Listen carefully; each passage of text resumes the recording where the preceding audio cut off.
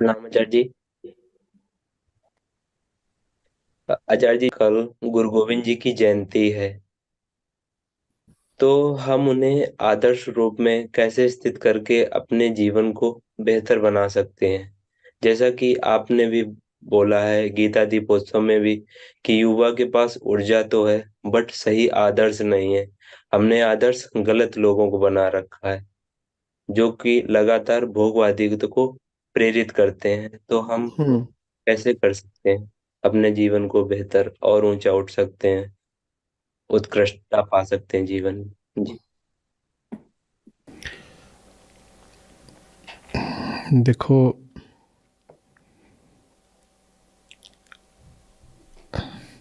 आंतरिक जगत में ज्ञान और प्रेम से शुरुआत होती है। ठीक है। तो शुरुआत हम पाते हैं गुरु नानक देव जी के साथ। वहाँ हमको ज्ञान और प्रेम का बड़ा एक सुंदर प्राकट्य देखने को मिलता है। पर ज्ञान और प्रेम और निष्ठा और भक्ति ये तो आंतरिक होते हैं ना। और यही तत्व जो आंतरिक जगत में ज्ञान और प्रेम का नाम रखता है, ये बाहरी जगत में विद्रोह बनकर सामने आता है। तत्व एक ही है, एक ही तत्व है। जब वो भीतर होता है तो हम उसे कभी बोध कह देते हैं और कभी प्रेम कह देते हैं।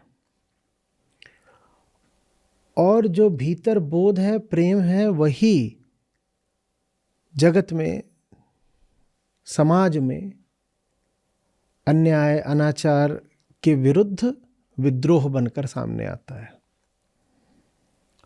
तो वही तत्व आप पाते हो गुरु नानक देव जी में एक प्रकार से अभिव्यक्त होता हुआ और गुरु गोविंद सिंह में बिल्कुल दूसरे तरीके से अभिव्यक्त होता हुआ। तत्व एक ही है और इसमें बड़ी गहरी सीख छुपी है। तुम्हारा ज्ञान, तुम्हारा प्रेम सब शून्य है, ढकोसला है, पाखंड है, अगर वो विद्रोह नहीं कर सकता, अगर वो लड़ नहीं सकता। गुरु गोविंद सिंह जी का समय याद है ना, उस समय पर कैसी सामाजिक और धार्मिक और राजनीतिक परिस्थितियां थीं। उस समय पर आवश्यक था कि ज्ञान विद्रोह बने, कि खालसा को खड़ा किया जाए। शुद्ध पुरुष जो धर्म के क्षेत्र में कभी हार नहीं मानता, कभी पीछे नहीं हटता। खालसा, खालसा माने शुद्ध, पूर्ण। तो अच्छे से इसको समझो। भीतर बहुत समझ विकसित हो गई है, भीतर तो हमारे बड़ी भक्ति है, ये दावे अक्सर झूठे हो सकते हैं क्योंकि कोई तरीका नहीं है आपकी भीतर क्या है उसको नापने का। कोई भी बोल दे मुझसे बड़ा कोई ज्ञानी नहीं, 4 किताबें पढ़ के बता दो ज्ञान। मुझसे बड़ा कोई भक्त नहीं, भक्ति के नाम पे कुछ कर्मकांड करने लग जाओ। पर सचमुच तुम्हारे भीतर वो जो तत्व है, वो जो सद्वस्तु है, वो कितनी प्रकट हो रही है, ये तो इसी से पता चलेगा कि आप जगत में, अपने कर्म में कितनी बुलंदी से चमकते हो। शोषण और अधर्म के खिलाफ आप खड़े हो पाते हो कि नहीं। उनके आसपास पंजाब बड़ा विस्तृत क्षेत्र था। आज का जो पंजाब है इसको पंजाब मत मान लेना। जो पाकिस्तान का पंजाब का इलाका है वो तो था ही, साथ में जो पहाड़ी इलाका है हिमाचल का, ये भी पंजाब था, हरियाणा भी पंजाब था। तो ये जो पहाड़ी इलाका था, इस पर तमाम राजा लोग थे, वो हिंदू राजा लोग थे। उन सब ने घुटने टेक रखे थे। उन्होंने सबने घुटने टेक रखे थे और उन्होंने मुगलों के साथ कई तरह के समझौते कर लिए थे और संबंध बना लिए थे। राजनैतिक तल पर समझौते करे थे और पारिवारिक तल पर संबंध कर लिए थे। ज़्यादातर संबंध ऐसे ही होते थे कि राजा अपनी बेटी किसी मुग़ल बादशाह को या उनके किसी दरबारी को या सेनापति को ब्याह में दे देता था, तो इससे उसको सुरक्षा का आश्वासन मिल जाता था राजा को। तो गुरु गोविंद सिंह ने इन सब राजाओं से जाकर कहा, ये तुम क्या कर रहे हो, ये तुम ठीक कर रहे हो, ये जो तुम कर रहे हो ये धर्म है? वो राजा लोग इतने डरे हुए थे और धर्म से इतने दूर हो चुके थे कि उनको बात ही नहीं समझ में आई। आपको पता है, उन लोगों ने गुरु गोविंद सिंह जी का विरोध भी किया। अब यही नहीं कि बस मौखिक विरोध, रण क्षेत्र में विरोध किया, लड़ाइयाँ लड़नी पड़ी। जिनको वो बचाना चाहते थे, उनका नाम ही यही है ना कि वो चादरे हिंद सुना है? हिंद को बचाने के लिए कहते हैं कि आए थे वो। जिनको बचाना चाहते थे उन्हें उन्हीं के खिलाफ लड़ाइयाँ लड़नी पड़ी। दिल्ली के खिलाफ वो लड़े, ये तो सब जानते हैं, पर पंजाब के ही वो सब लोग और वो सारी जनसंख्या जिसके लिए वो कवच की तरह, चादर की तरह खड़े हो रहे थे, वो भी उनके खिलाफ ही थी। उनके खिलाफ भी उन्हें युद्ध करना पड़ा और वो धर्म युद्ध कहलाता है। समझ में आ रही बात ये? तो वहाँ आप बहुत प्रदर्शन नहीं पाएंगे विद्वत्ता का जब गुरु गोविंद सिंह जी की बात आती है। गुरु ग्रंथ साहिब में उनका बस एक वक्तव्य है, हालांकि अन्य कई उनकी रचनाएं हैं, पर उनकी जो रचनाएं थीं वो रणक्षेत्र में थीं। संत सिपाही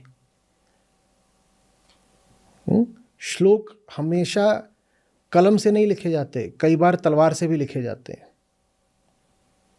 उन्होंने तलवार से एक तकरीर लिखी, एक तस्वीर खींची।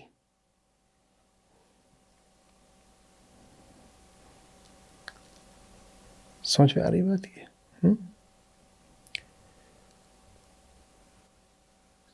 धर्म के क्षेत्र में भरे पड़े हैं ऐसे लोग, मुंह चलाने वाले, कोने में बैठकर ध्यान करने वाले,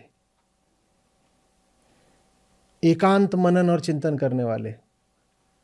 और आज के समय में हमें चाहिए सक्रियता, आज के समय में हमें चाहिए जुझारूपन। तब अगर अत्याचार औरंगजेब इत्यादि कर रहे थे, तो आज कौन का अत्याचार कर रहा है? अत्याचारी तो आज भी है। आज कौन सा बड़े से बड़ा खतरा है धर्म के सामने? आज का बड़े से बड़ा खतरा है आदमी का अहंकार, अज्ञान, जिसने धर्म के क्षेत्र का ही बेड़ा गर्क कर दिया है और हमारी भोग की अदम्य कामना, जिसके मारे हम पूरी पृथ्वी को खाए जा रहे हैं। आज सूरमा चाहिए जो इन सब अत्याचारियों के खिलाफ आवाज़ उठा सकें, हथियार उठा सकें। और हथियार हमेशा तलवार नहीं होती।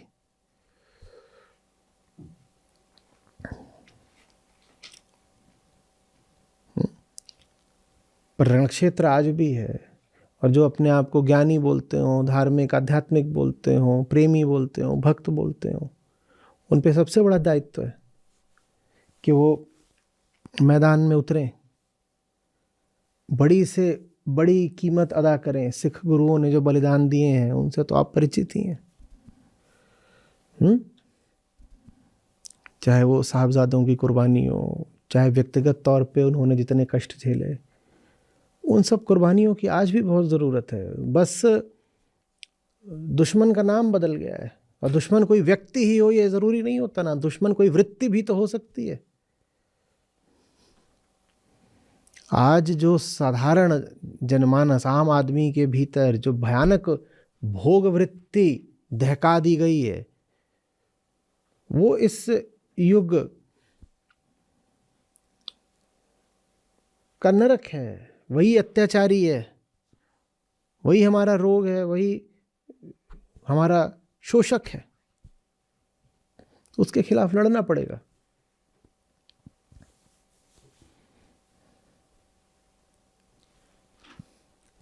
समझ रहे हो बात को? तो गुरु गोविंद सिंह जी ने सिखों को एक जबरदस्त सक्रिय लड़ाका बल में तब्दील कर दिया।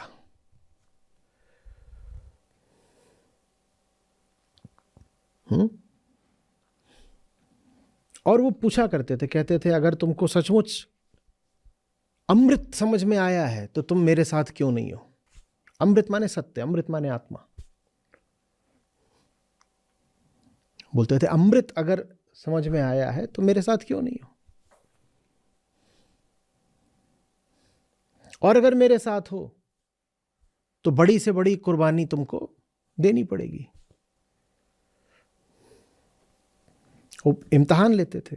उनसे कोई मिलने आए तो कहते थे मेरे लिए ये चीज़ें मत लाया करो खाने पीने वगैरह की, जो आमतौर पे हम साधारणतया धर्म में, अध्यात्म में, भक्ति में जाते हैं ना, कि कोई कपड़ा लेके जा रहा है, कोई खाना पीना लेके जा रहा है। बोलते थे ये सब मत लाया करो, हथियार लाया करो। मुझे हथियार चाहिए, मुझे तुम्हारी शुभेच्छाएं नहीं चाहिए, मुझे हथियार दो। लोग कहते थे पर आप गुरु हैं, आप तो आध्यात्मिक गुरु हैं, आप हथियार? बोले हथियार दिया करो। पंच प्यारों का याद है ना, उन्होंने उनसे ये नहीं कहा था बताओ कितने श्लोक हैं याद है, बताओ कितने श्लोक तुम्हें पता है बताओ। नहीं, श्लोक नहीं। कुर्बानी दे सकते हो, दे सकते हो तो मेरे साथ के हो, नहीं तो कुछ नहीं। तो आज सूरमा चाहिए जो अपनी कुर्बानी दे सके। मेरा फोन कोई लेकर के आओ, मैं कुछ और बातें कुछ भूल ना रहा हूं, जल्दी से लेकर के आओ। या उदित हो तो उदित का फोन लेकर के आओ। अध्यात्म जो खुलकर गरजने से डरता है वो अध्यात्म नहीं है, पाखंड है। पाखंड बस यही नहीं होता कि चोरी छुपे भोग कर लिया तो इसको पाखंड बोल दिया। जो तुम दावा करते हो कि समझ गए, उसको समझ करके न जीना सबसे बड़ा पाखंड है। जो तुम जानते हो कि सच है, उसको जान करके भी कह न पाना सबसे बड़ा पाखंड है। जहां आवाज उठनी चाहिए वहां आवाज को दबा देना सबसे बड़ा पाखंड है। जहां धर्मयुद्ध लड़ा जा रहा हो वहां पे जाके कोने में किनारे पे हाशिए पर बैठ जाना और वहां से दर्शक प्रेक्षक की भांति बस घूरना कि बढ़िया लड़ाई चल रही है, हम तो साहब दर्शक हैं, ये सबसे बड़ा पाखंड है।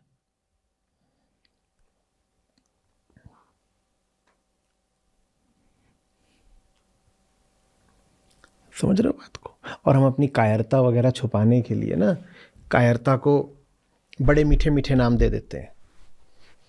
जिनकी मैदान में कूदने की हिम्मत नहीं होती वो बोल देते हैं हम मैदान में क्या कूदें, हम तो साक्षी हैं। जो मैदान में कूदता है वो तो आसक्त हो गया ना, वो तो लिप्त हो गया। हम तो अनासक्त, निर्लिप्त, निष्पक्ष दृष्टा मात्र हैं। ये बंद करो बेईमानियां।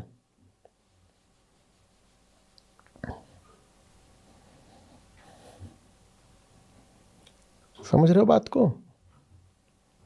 जो कीमत अदा करनी पड़े करो, और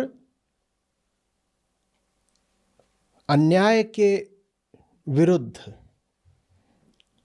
प्रतिरोध को प्रतिक्रिया नहीं बोलते, न हिंसा बोलते। सच के लिए भिड़ जाने को हिंसा नहीं बोलते।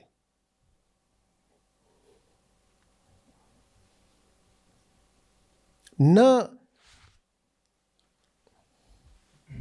झूठी परंपराओं और पूर्वाग्रहों और मान्यताओं के विरुद्ध आवाज उठाने को अमर्यादा बोलते हैं ना। ये अमर्यादा या बदतमीजी की बात नहीं है।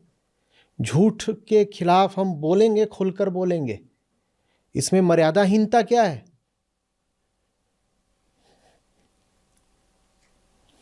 जो चीज झूठी है उसका सम्मान करने को मर्यादा थोड़ी ही बोलते हैं, या बोलते हैं? तो ये सब हमें गुरु गोविंद सिंह जी ने सिखाया। उन्होंने धर्म को एक नया आयाम दे दिया, तलवार का आयाम। ये नहीं कि उन्होंने कहा कि जो ज्ञान का आयाम है उसको छोड़ देना है, ना ना ना ना। ज्ञान का आयाम तो रहेगा, प्रेम का आयाम तो रहेगा, लेकिन साथ ही साथ सक्रियता, सशक्त सक्रियता का आयाम भी होना चाहिए। जहां बस बोल बातचीत मात्र है और संघर्ष नहीं, वो फिर धर्म नहीं है, पाखंड। 2 मिनट मुझे दो।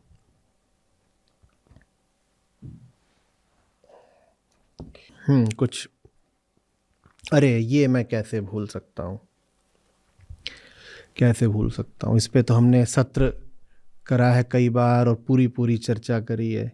देह शिवा बर मोहे है, शुभ कर्मन ते कबहू न टरूं। ये है, ये सिखाया है हमें गुरु गोविंद साहब ने। वरदान मांग रहे हैं। हाँ, शिवा, शिव नहीं है, शिवा। शिवा माने काली। लोग सोचते हैं, ऐसे अंग्रेजी में शिव को शिवा बोल देते हैं ना, तो सोचते हैं कि ये शिव से स्तुति करी। शिव से नहीं है, शिवा से स्तुति है। वो चंडी उपासक थे, वो देवी उपासक थे, शक्ति के उपासक थे। और ये बात बिल्कुल समझ में आती है ना कि गुरु गोविंद सिंह साहब तो शक्ति के ही तो उपासक रहे होंगे। और तो देह शिवा बर मोहे ये है, शुभ कर्मन ते कबहू न टरूं। यही वरदान दे दो, बाकी क्योंकि ये जो देह है ना, ये अपने भीतर बड़ी वृत्तियां रखती है, टाल मटोल की, कुतर्क की, आलस की, डर की। और ये सब वृत्तियां कहती हैं टर जाओ। टरना माने हटना, पीछे हटना। ये देह ही मनुष्य की उसे सच्चाई की जगह प्रकृति के रास्ते पे धकेलना चाहती है। तो गुरु साहब प्रार्थना कर रहे हैं, जो सही है, सच सच ही तो शुभ होता है। शुभ कर्म माने सत्योन्मुखी कर्म, उससे कभी हटू नहीं। इस पे हमने बड़े विस्तार से चर्चा करी थी। कई साल पहले केसरी फिल्म आई थी, उन दिनों में, उसकी रिकॉर्डिंग भी है। वो सब न डरो अरिसों जब जाए लड़ो, निश्चय कर अपनी जीत करो। अरि माने दुश्मन, रिपु। जब संघर्ष का क्षण आए, जब ये हो जाए कि अब साहब जान रह भी सकती है, जा भी सकती है, भरोसा कुछ नहीं, मेरा निश्चय अडिग रहे।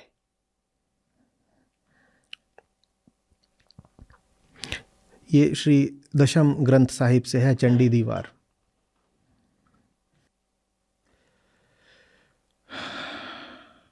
सुंदर। अरु सिखहो आपने ही मन को, इह लालच हो गुण तव उचरो। मेरा मन शिष्य बन जाए, मेरा मन ये सीख जाए, यही लालच करे। कामना के लिए कह रहे हैं, मन में कामनाएं तो होती हैं, कह रहे मेरे मन में यही लालच हो गुण तव उचरो। तव माने आपके, तव आपके, तव मम तव, वैसे आपके ही गुणों को वो याद करे। माने अपने अहंकार को, अपनी सत्ता को मैं बहुत स्मरण में न रखूं, मैं आपको स्मरण में रखूं। शक्ति, देवी, सच्चाई, मैं आपको याद रखूं। कब? जब रण क्षेत्र में उतरूं। और रण क्षेत्र तो उनका पूरा जीवन ही था, हम सबका ही पूरा जीवन है। जब आव की औध निदान बने, अति ही रण में तब जूझ मरूं।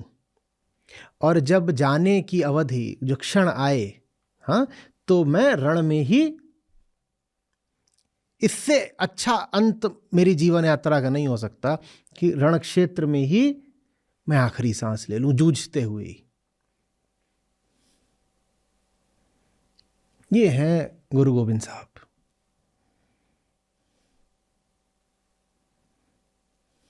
शक्ति, बल, सच्चाई, जो आज हम सबको चाहिए, राष्ट्र को भी चाहिए, विश्व को भी चाहिए।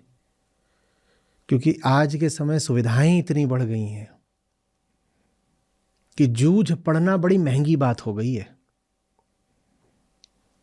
लगता है सब ठीक ही तो चल रहा है, क्या करना, और कोई करे तो कोई और करे, हम काहे को जूझ मरे। सब कुछ तो अच्छा चल रहा है, भोग की सारी वस्तुएं उपलब्ध हैं, और ऐसा लगता है कि अधिकार आदि भी मिले ही हुए हैं सामाजिक राजनीतिक तल पर। तो क्या आवश्यकता है घोर संघर्ष की? आज ज्यादा आवश्यकता है।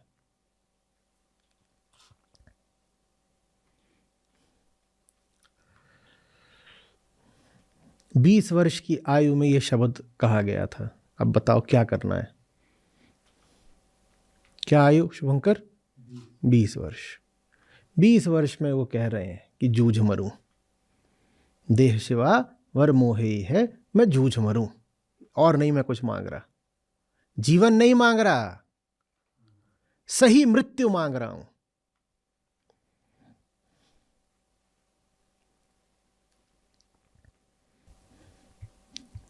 सात वर्ष की आयु में ही भाषाएं सीख ली थी, गुरुमुखी भी सीख ली थी, और आदि ग्रंथ पढ़ने लगे थे। कहते हैं याद ही कर लिया था।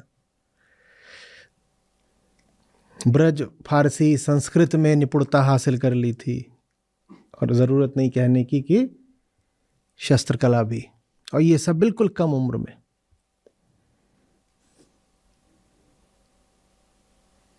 क्योंकि पिता कौन थे?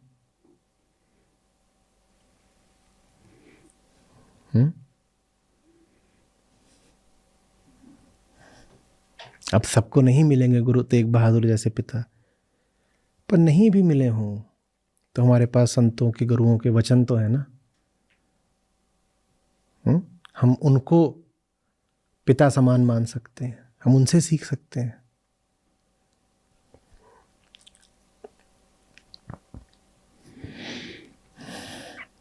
तो औरंगजेब ने कहा इस्लाम कबूल लो। जवाब क्या दिया था? शीश कटे तो कटे, केश नहीं कटेंगे। केश धर्म का प्रतीक है ना, 5 ककार दिए थे, उसमें केश भी हैं। बात केश की नहीं है, बात धर्म की है। शीश कट सकता है, केश नहीं कटेंगे। जान दे देंगे, धर्म नहीं छोड़ेंगे। और धार्मिकता यहीं पर आकर के परखी और पहचानी जाती है कि जान देने को तैयार हो धर्म के लिए कि नहीं। और धर्म माने ये नहीं कि मेरी जो मान्यताएं हैं और मैंने जो अपनी पारंपरिक पहचान बना ली उसको धर्म नहीं बोलते। सत्य मात्र के लिए जीने और मरने को धर्म बोलते हैं, उसके अलावा धर्म कुछ नहीं होता। कोई नाम पकड़ लिया इसको धर्म नहीं बोलते कि मैं फलानी परंपरा से हूं, समुदाय से हूं, संप्रदाय से हूं तो मैं इस धर्म का हो गया, वो नहीं धर्म होता। तो ऐसे ही है। तो छोटी उम्र में ही उन्होंने गुरु गद्दी को संभाला था। क्यों संभाला था? कैसे हुई थी मृत्यु? तो बहुत छोटी उम्र में वो देख रहे हैं कि ऐसे ऐसे ऊंचे, ऐसे विद्वान पिता और वो शहीद हो गए धर्म के लिए।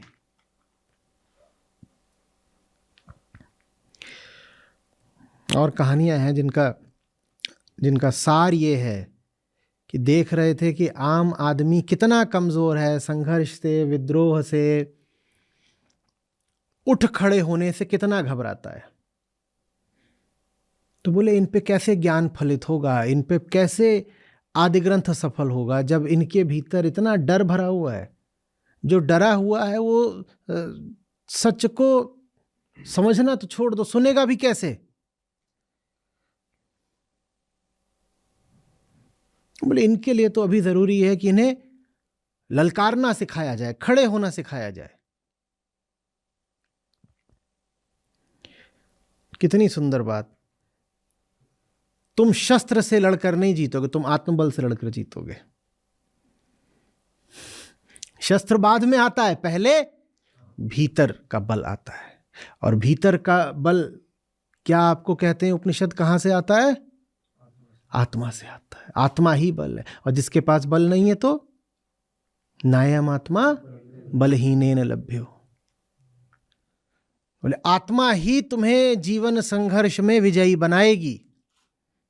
इन शब्दों में गुरु साहब का कथन नहीं है,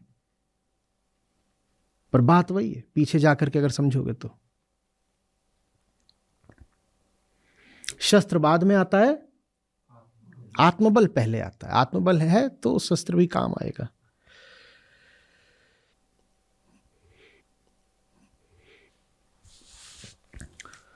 खालसा पंथ के पहले 5 लोग कौन थे, अभी उल्लेख हमने किया ही। जो सर कटाने को तैयार सो खालसा, 5 लोग।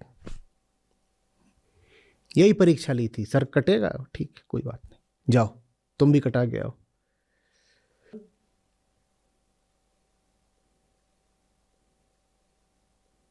जीवन काल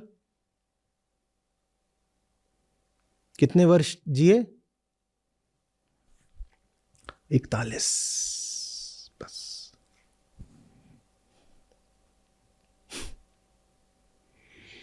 हमारा दुर्भाग्य रहा है कि बहुत सारे हमारे महापुरुष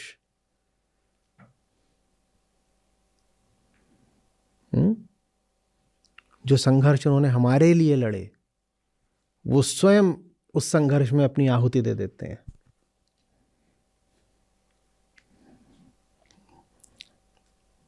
दर्जन से अधिक उन्होंने लड़ाइयाँ लड़ी, और सारी लड़ाइयाँ उन्होंने, ऐसा नहीं कि सिर्फ मुगलों से लड़ी, बहुत सारी तो मैं कहा कि उन्हें संघर्ष उनसे करना पड़ा जिनको बचाना चाहते थे।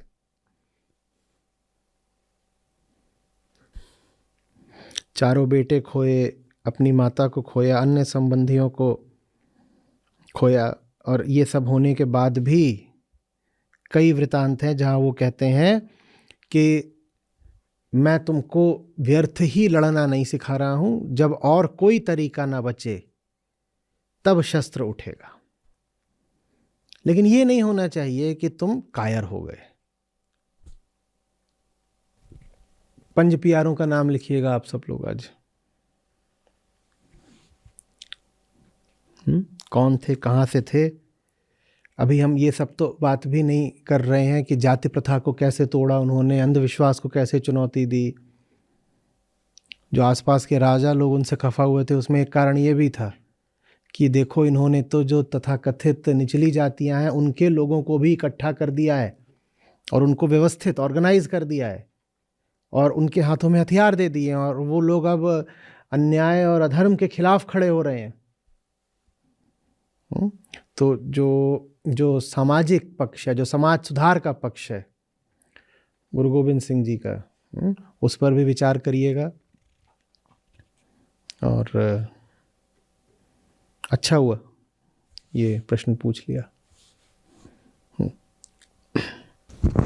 चलिए, शायद गलत भी हो सकता है। औरंगज़ेब को उन्होंने ज़फ़रनामा लिखा था, या फिर जिसमें उन्होंने गलतियां भी बताई थी, गलतियां तो मोस्टली गलतियां ही बताई थी, और कुछ औरंगज़ेब के एस्पेक्ट्स थे लाइफ के जो ठीक थे कहीं कहीं पर, तो उन्होंने वो पूरा एक मोटा सा पत्र टाइप लिखा था, लेटर लिखा था। ये देखना पड़ेगा, देखो इसी को और डालो पूरा, देखो।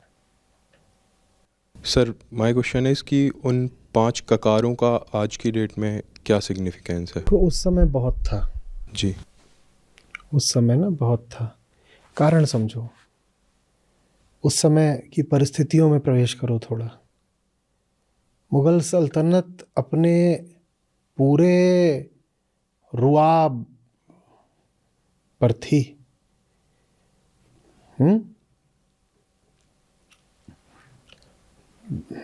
बाबर, हुमायूं, अकबर, इन सब के बाद जो सबसे बड़ा साम्राज्य हो गया था वो तो औरंगज़ेब का ही था। औरंगज़ेब के बाद वो फिर सिमटता चला गया है। 1708 में औरंगज़ेब की मृत्यु, और उसके बाद तो फिर कुछ 1757 में प्लासी ही हो गया था। फिर वो तब तक बड़ा भारी मोटा साम्राज्य। और उस समय ऐसे लोगों का खड़ा होना, हर तरह के शोषण, अत्याचार, सामाजिक अत्याचार भी था और धार्मिक भी था। सामाजिक ये था कि प्रजा का आर्थिक शोषण भी हो रहा है और प्रजा के जो साधारण हक होते हैं उनको वो नहीं दिए जा रहे। धार्मिक ये था कि इस्लाम को बोलो। उसके खिलाफ इन मुट्ठी भर लोगों का खड़े हो जाना बड़ी ज़बरदस्त बात थी। ऐसे में जो लोग पहले पहल खड़े होते हैं ना, उनके सामने कुछ सवाल होते हैं। एक सवाल ये होता है कि जब कोई नहीं खड़ा हो रहा इतनी भारी सल्तनत के खिलाफ, तो हम ही क्यों खड़े हैं? हम ही क्यों खड़े हैं? हम अकेले हैं, हम इतने सारे तो हमारे विरोधी हैं, ये बड़ी बड़ी सेनाएं आती हैं, हम मुट्ठी भर लोग हैं। और दूसरा ये होता है कि अगर इतना खतरा है हमें, तो हम थोड़ा दब के और डर के और चुप ही होके क्यों ना रहें। तो उसका मनोवैज्ञानिक पक्ष हो समझो। गुरु गोविंद सिंह साहब ने कहा दहाड़ो, खुलकर सामने आओ।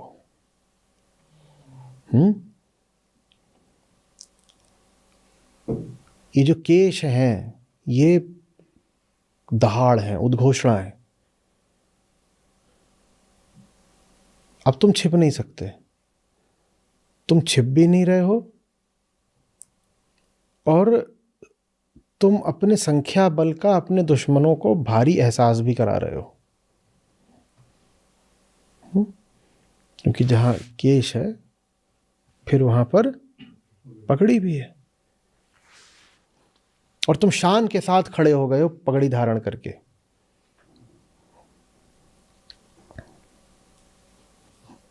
तुम अकेले भी नहीं हो और हमने तुमको चुप भी नहीं रहने दिया है। देखो कितने सारे हो गए हो। और आप गौर करिएगा, 40-50 लोग हों, उसमें पगड़ी वाले अगर 3-4 भी हों तो आपकी नज़र पहले पगड़ियों पर जाएगी। कुछ तो उससे कद बढ़ जाता है, कुछ उसका अपना सौंदर्य होता है, शान होती है, अलग दिखाई देते हैं। आप छुप नहीं सकते अब, और अपने होने की घोषणा करने का आप जो भी नतीजा आएगा वो झेलो,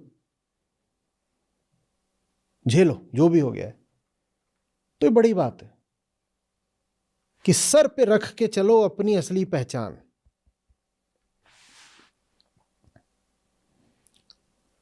समझ में आ रही बात?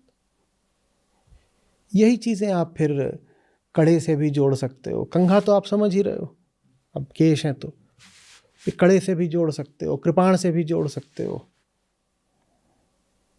तो ऐसे करके, पर जो सबसे ज्यादा महत्व है वो पगड़ी का होता है, केशों का होता है। डिक्लेयर, डिक्लेयर विद अप्लॉम्ब, ये है भाव उसमें। क्योंकि बहुत एक छोटी सेना थी उनकी, समझो। ये तो मत पूछो कि मुगलों औरंगजेब से कितनी छोटी थी। जो उधर के वो पहाड़ के, हिमाचल वगैरह के, जो आज का हिमाचल क्षेत्र है, तब हिमाचल नहीं बोलते, जो उधर के राजा थे ना, उनसे भी छोटी थी सेना।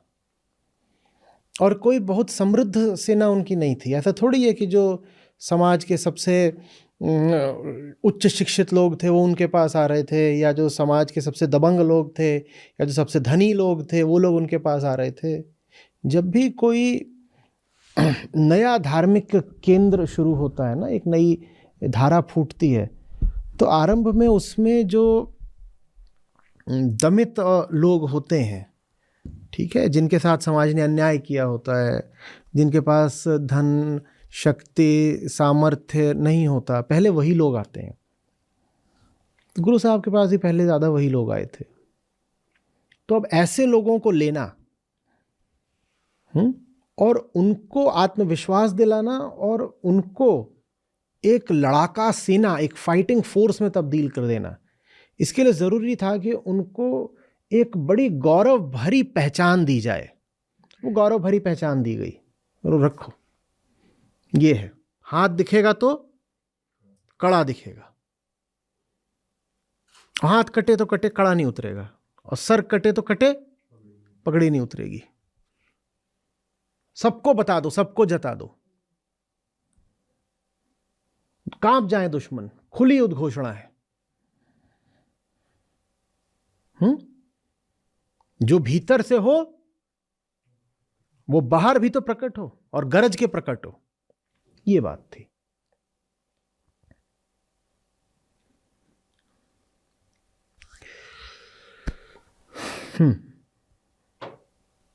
आज भी वो जरूरी है भाई। मैं उसको बहुत हल्के तरीके से आपसे 5-7 साल पहले से कैसे बोल रहा हूं, पाओ और गाओ। जो हो उसको छुपा के रखोगे तो जो मिला है वो गंवा दोगे। जो मिल रहा है अगर उसको एक एक राज की तरह गुप्त रखोगे तो फिर गुप्त ही हो जाएगा, लुप्त हो जाएगा। जो पाया है उसको जीना शुरू करो।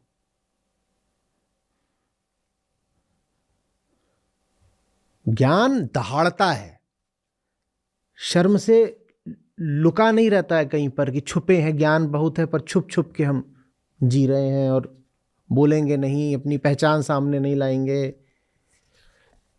एनोनिमस रहेंगे, एनोनिमस। कम्युनिटी पे भी तो बहुत लोग ना अपना नाम लिखते हैं ना अपनी तस्वीरें लगाते हैं। अब समझ में आ रहा है क्यों आवश्यक था कहना शिष्यों को, सिख माने शिष्य, क्यों आवश्यक था सिखों को कहना कि तुम सामने आओ, तुम कहीं भी रहो पता चलना चाहिए कि तुम शिष्य हो, तुम कहीं भी हो पता चलना चाहिए कि शिष्य हो। क्योंकि जैसे आप तो क्या करते हो, सामने नहीं आएंगे। आदमी तो वही है और आदमी का मनोविज्ञान भी पूरा वही है। शताब्दियां बीतती रहती हैं, हम थोड़ी बदलते। किसी को अपनी बात पूछनी होती है तो बोलता है ये मेरे एक दोस्त का प्रश्न है, तो अपने दोस्त को ही ले आते। दोस्त क्या ही नहीं आ रहा सामने, हमने तो कोई प्रतिबंध नहीं लगाया। कोई अपने नाम से पूछ लेता है तो फिर बाद में कहता है कि वो मेरा मुंह छुपा देना, वीडियो में नहीं आना चाहिए मुंह। हम डरते हैं, हम अपने पापों पर कम लज्जित होते हैं, हम सबसे ज्यादा लज्जित अपनी सच्चाई पर होते हैं। जो पाप हमने कर रखे होते हैं उनको तो हम फिर भी खुलेआम दर्शाते फिरते हैं, लो ये मेरा पाप, ये मेरा पाप। लेकिन कहीं धोखे से भूले भटके सच आ जाए आपकी जिंदगी में तो आपको इतनी शर्म आती है कि पूछो मत।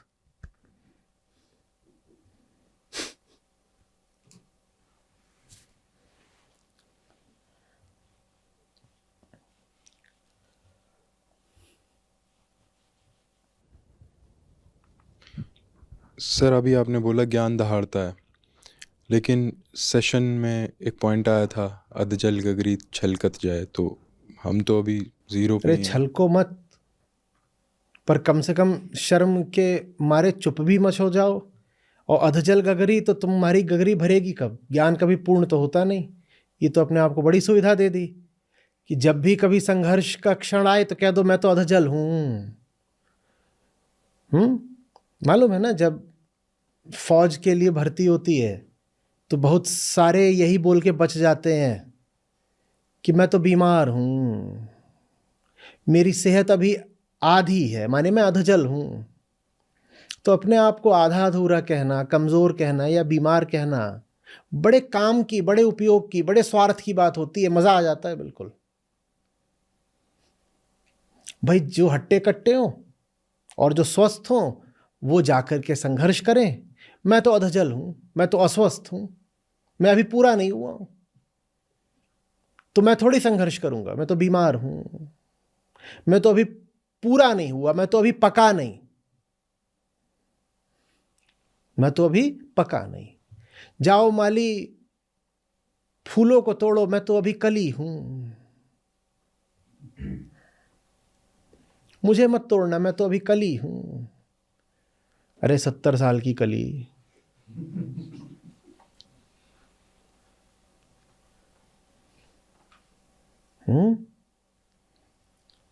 झूठ बोलती रही, इसीलिए तो नहीं खिली। और जो खिल जाते हैं उनका क्या है? पुष्प की अभिलाषा है कविता, बड़ी सुंदर है। खिला हुआ पुष्प कहता है, उस पथ पर देना फेंक, मात्र भूमि पर शीश चढ़ाने, जिस पथ जाते वीर अनेक, मुझे तोड़ लेना बनमाली। खिल जाते हैं वो तो प्रार्थना करके कहते हैं हमें तोड़ो, और जो नहीं खिले होते वो कहते हैं अभी तो मेरा समय नहीं आया, अभी मेरा ज्ञान पूरा नहीं हुआ, अभी मेरा स्वास्थ्य पूरा नहीं हुआ, अभी मेरा बल पूरा नहीं हुआ, अभी मुझे और समय दो ना। तो लिए रहो समय। क्या करोगे ऐसी कली का जो फूल कभी बनी नहीं, बस झड़ गई।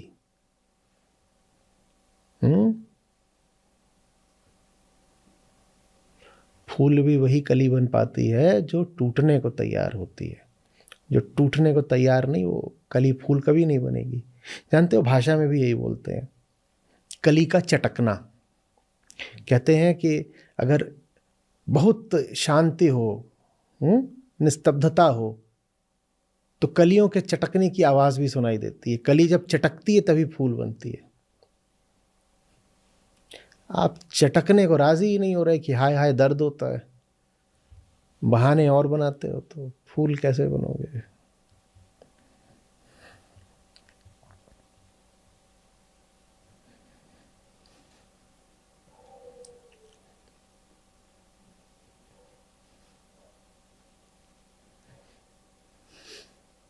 फूलने से फूल नहीं बनते हैं।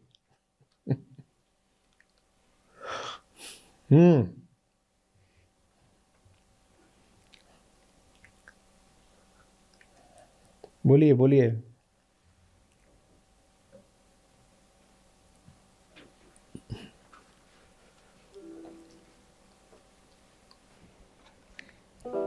गगन मामा बाजिया पड़े निशाने घाव, गगन मामा बाजिया पड़े निशाने घाव, खेत बुहारे सूरमा मोहे मरण का चावरे साधो, मोहे मरण का चाव, सूरा सोई सराहिए लड़े मुक्ति के हेत, सूरा सोई सराहिए लड़े मुक्ति के हेत, पुर पुरजा कट पड़े, तो भी न छाड़े खेत रे साधो, तो भी न छाड़े खेत। हाँ जी आचार्य जी, जनरली लोग बहुत कंट्रास्ट फील करते हैं गुरु नानक देव और गुरु गोविंद सिंह जी की पर्सनैलिटीज को बेस्ड ऑन देयर एक्ट्स। जैसे वो सिमिलरली एग्जैजरेटेड कॉन्ट्रास्ट हमको दिखता है श्री कृष्ण और गौतम बुद्ध के पर्सनैलिटीज में। बट जब हम मूल में जाते हैं तो हम पाते हैं कि सेम बात से, सेम स्रोत से दोनों पर्सनैलिटीज उभर रही हैं, बट इतना कॉन्ट्रास्ट है तो लोग बहुत कंफ्यूज्ड होते हैं समझने में कि ये ऐसे कार्य करने चाहिए, ऐसे कर्म करने चाहिए कि ऐसे नहीं करने चाहिए। और हम आज की डेट पे अभी निर्मित कैसे करें कि ये काम हमारे लिए ऐसा जीवन आदर्शवादी जीवन है, ऐसा जीवन धर्म सम्मत जीवन है।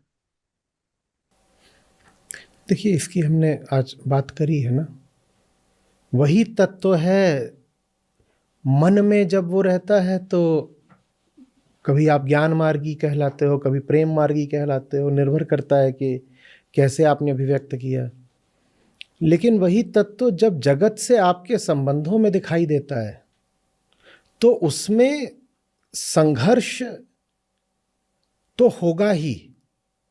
ठीक वैसे जैसे आप भीतर अपने अज्ञान के विरुद्ध संघर्ष करते हो ना, तो आप ज्ञान मार्गी हो। भीतर आप अपनी ठिठाई और अपनी अकड़ के विरुद्ध संघर्ष करते हो ना, तो आप प्रेम मार्गी हो। वैसे ही बाहर भी सच्चाई का मतलब संघर्ष ही होता है। इसमें लोगों को ताज्जुब कहां पर आ जाता है, मुझे ये ताज्जुब है, जो भीतर योद्धा है वो बाहर युद्ध क्यों नहीं करेगा भाई? ज्ञानी होने का अर्थ ही होता है भीतर का योद्धा होना। और जो भीतर का योद्धा है, जब जरूरत पड़ेगी, सामाजिक माहौल इस तरह का होगा विषम, तो बाहर भी युद्ध करेगा ना। यह ज्ञान लेकर के बस बैठे रहोगे, बाहर कुछ भी चलता रहे, कोई प्रतिसाद नहीं होगा, फिर सम्यक कर्म का क्या अर्थ है? फिर हम क्यों बोलते हैं कि गीता के अध्याय 2 से अध्याय 3 फलित होता है? फिर हम क्यों कहते हैं कि ज्ञान योग जहां होगा वहां कर्म योग को होना पड़ेगा? तो ज्ञान योग पहले आया, कर्म योग बाद में आया। वैसे ही आप फिर संबंध देखते हो गुरु नानक देव में और गुरु गोविंद सिंह जी में। जहां ज्ञान होगा, जहां भीतरी सच्चाई होगी, वहां बाहरी संघर्ष आएगा ही आएगा। भीतर के अंधेरे से लड़ोगे और बाहर के अंधेरे से नहीं लड़ोगे, ऐसा कैसे करोगे? और ऐसा अगर करोगे तो फिर तुम पाखंडी हो ना। अभी हमने बात करी तो कोई कहे कि मैं तो बस भीतर भीतर जूझता हूं और बाहर घुटने टेकता हूं, ऐसे आदमी को क्या कहोगे? ये सच्चा आदमी हुआ क्या?